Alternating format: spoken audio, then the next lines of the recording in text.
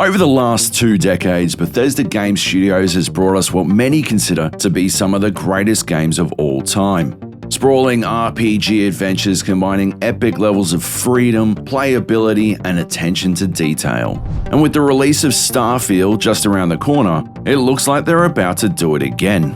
We've delved deep into the information floating around about the space-based epic, so here are 9 things you might not yet know about Starfield.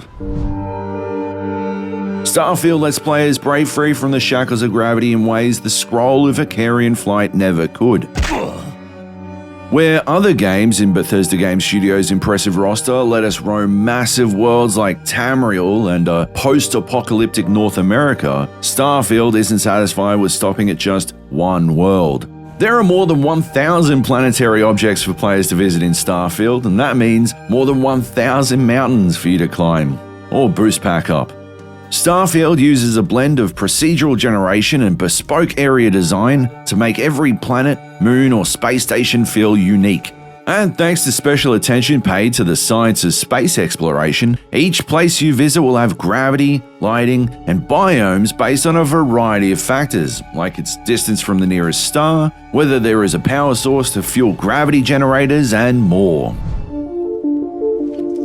Not every planet has civilized life on it, but those that do go above and beyond.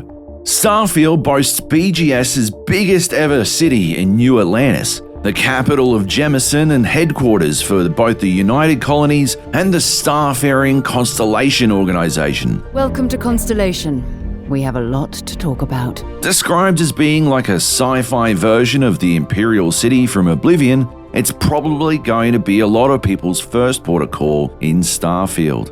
Then there's Neon, a fishing platform turned wretched hive of scum and villainy where players will need to do whatever it takes if they want to rise through the ranks of the Ryujin Corporation.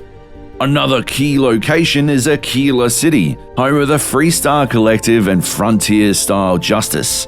This dusty desert capital values personal freedom, at least within its walls. It's the sort of place where players can prove that nobody can take the sky from them.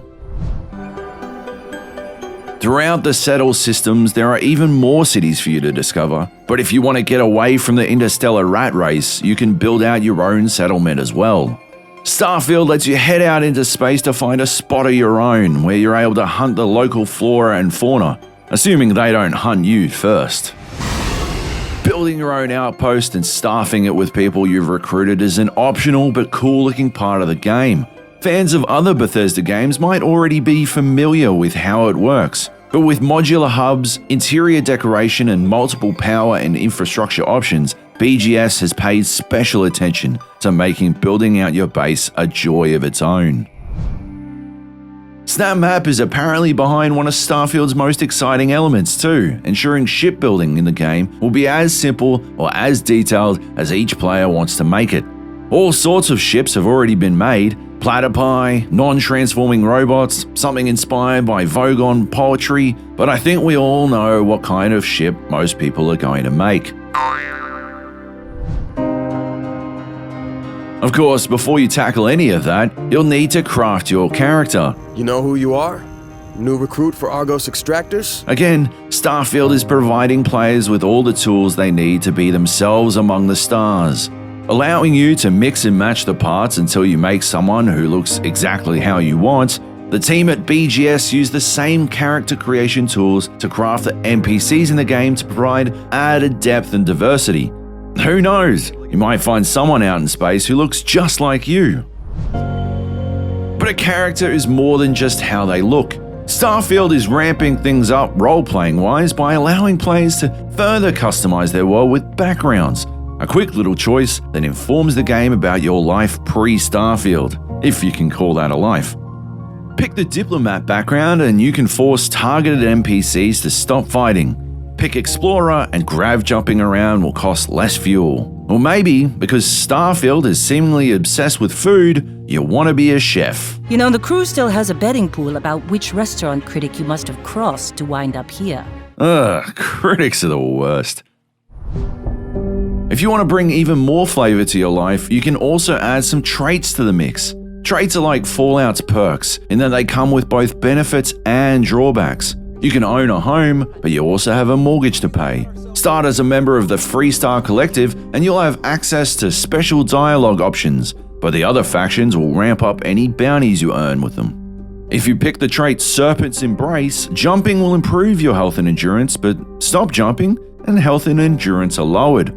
We wonder though, do you think your character will talk with the inimitable sibilant S? The great serpent hungers.